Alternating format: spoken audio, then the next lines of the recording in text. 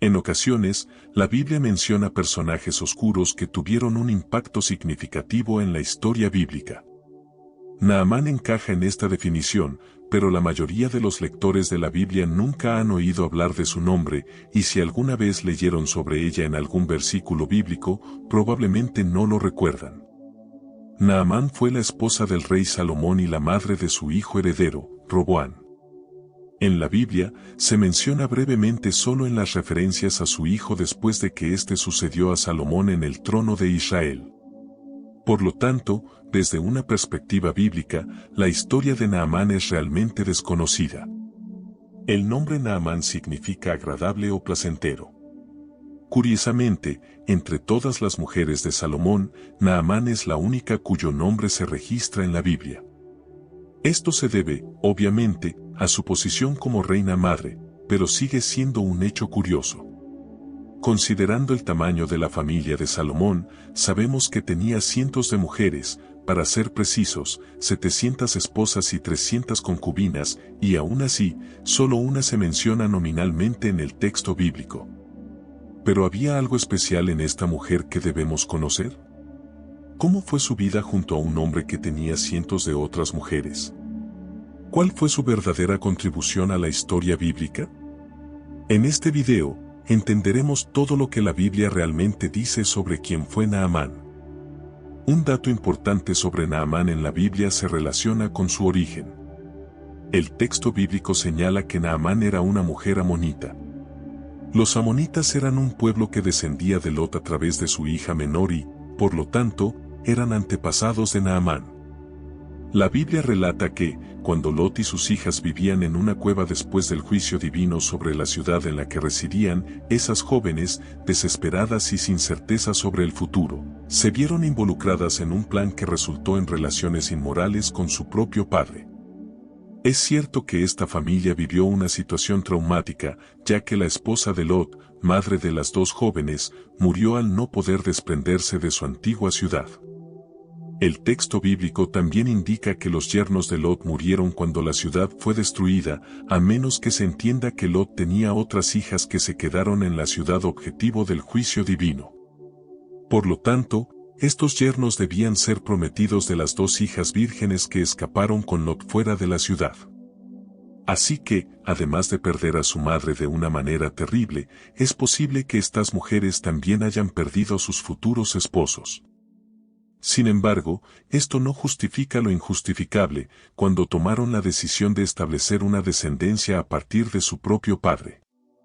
Parece que las hijas de Lot pensaron que no quedaba nadie más en el mundo, lo que, obviamente, no tenía sentido, ya que antes de huir a una cueva en las montañas, esta familia había pasado por una pequeña ciudad que no fue destruida.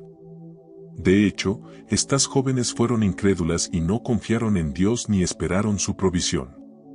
Como resultado, de sus relaciones reprobables nacieron los antepasados de dos pueblos que causaron grandes problemas a los hijos de Israel, los moabitas y los amonitas.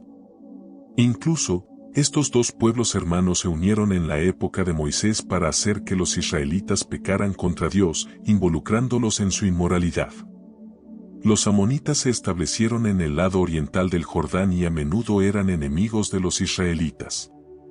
Además, los amonitas eran muy idólatras y adoraban al terrible dios Milcom, también conocido como Moloque. El culto a esta divinidad involucraba prácticas y moralidades indescriptibles y un tipo de ritual que, según muchos estudiosos, incluía sacrificios humanos, especialmente de niños. Por lo tanto, los amonitas estaban entre los pueblos con los que los israelitas no debían mezclarse. Sin embargo, Naamán, la esposa de Salomón y madre de su príncipe heredero, pertenecía precisamente a este pueblo problemático. Por esta razón, con frecuencia, los estudiosos del Antiguo Testamento consideran el matrimonio de Salomón con Naamán como un matrimonio ilegal.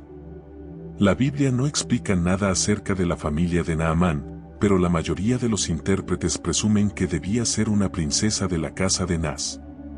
Nas fue un rey amonita que fue derrotado por Saúl al comienzo de su liderazgo sobre Israel, pero luego desarrolló una especie de relación fraterna con David, probablemente durante el tiempo en que David era un fugitivo.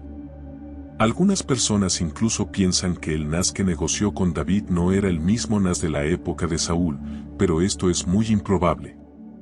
En cualquier caso, Nas tenía dos hijos, Ramón y Sobe. Incluso, un texto griego suplementario del segundo libro de Samuel, capítulo 10, versículo 2, indica que Naamán era hija de Ramón, hijo de Nas. Sin embargo, considerando que Nas no fue hostil con David cuando éste trató de consolarlo por la muerte de Nas, algunos estudiosos creen que tal vez Naamán era hija de Sobe, quien, a diferencia de su hermano Ramón, fue amigable con David durante su huida en el contexto de la rebelión de Absalón. Otra cuestión discutida por los intérpretes de la Biblia se refiere al momento en que se habría producido el matrimonio entre Salomón y Naamán. El único detalle en el texto bíblico que arroja algo de luz sobre esto tiene que ver con la edad de Roboam cuando ascendió al trono de Israel. Primero, la Biblia dice que Salomón reinó durante 40 años en Jerusalén. Luego, el texto bíblico registra que Roboam tenía 41 años cuando comenzó a reinar en lugar de Salomón. Por lo tanto, si no hubiera un error de copista de al menos un año en estas fechas, tenemos la información de que Roboam nació antes de que Salomón comenzara a reinar. Esto significa que el matrimonio entre Salomón y Naamán debe haber ocurrido al final del reinado de David. Por lo tanto, algunos comentaristas creen que tal vez este matrimonio fue arreglado por el propio David como una especie de retribución por la ayuda que recibió de la casa de Nas. Esto incluso plantea una fuerte posibilidad de que Naamán podría haber sido la primera de las 700 esposas de Salomón. Pero es imposible estar seguro de ello. En cualquier caso, la importancia de Naamán en la historia de Salomón es evidente debido a que fue la madre del hijo que lo sucedió en el gobierno de Israel. Sin embargo, determinar el tipo de mujer que fue para Salomón es una tarea demasiado complicada, simplemente porque la Biblia no proporciona información sobre el carácter de Naamán. Algunos comentaristas consideran que el significado de su nombre, agradable, es un indicio de que Naamán podría haber sido una esposa amorosa y dedicada, pero este argumento es débil. Otros relacionan a Naamán con la sulamita mencionada en la poesía del Cantar de los Cantares de Salomón, pero no hay evidencia de ello. Esto es simplemente otro argumento sin fundamento. También hay quienes afirman que Naamán podría haber sido una persona justa, citando la literatura rabínica. En un tratado talmúdico, se dice que Dios impidió que Moisés destruyera a los amonitas porque él iba a levantar de entre ese pueblo a una mujer virtuosa que continuaría la dinastía de David. Sin embargo, el Talmud es esencialmente un comentario y no puede equipararse a la escritura. Algunas personas describen a Naamán como una esposa sabia y muy prudente, como una madre ejemplar para Roboam. Sin embargo, la verdad es que ni siquiera sabemos si sobrevivió al parto de su hijo. Lo que realmente dice la Biblia sobre Naamán es que era una mujer amonita con la que Salomón se casó. Sin embargo, la Biblia también dice que las esposas extranjeras de Salomón, incluyendo a las mujeres amonitas, fueron responsables de corromper su corazón y alejarlo del Señor, llevándolo a abrazar la idolatría. En este sentido, el texto bíblico menciona que Salomón llegó a seguir a Moloque y construyó un altar dedicado a él para complacer a sus esposas. Sin embargo, no podemos saber si Naamán estaba entre las mujeres amonitas que se beneficiaron de esta idolatría en Israel. Sin embargo, más tarde, su hijo Roboam hizo lo que era mal a los ojos del Señor y propagó una idolatría abominable en Judá. Para algunos, este comportamiento de Roboam podría ser un indicio de que no tenía buenas referencias ni de su padre Salomón ni de su madre. Además, muchos intérpretes consideran que Naamán parece ser mencionada de manera negativa en el texto bíblico, ya que en todas las menciones de ella queda claro que la madre del rey que causó la división en Israel era una mujer hermosa.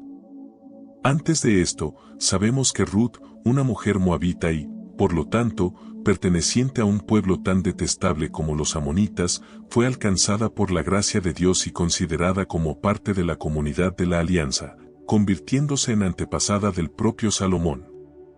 Lo mismo podría haber sucedido con Naamán.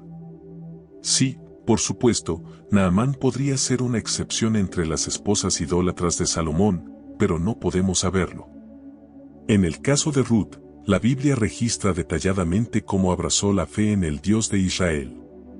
Sin embargo, sobre Naamán no se dice nada en este sentido. Pero a pesar de todo, Roboán, el hijo de la amonita Naamán, fue incluido en la genealogía de Jesús en el Nuevo Testamento, por lo que nada de esto estuvo fuera del control soberano de Dios, y las debilidades humanas no pudieron frustrar sus actos redentores a lo largo de la historia.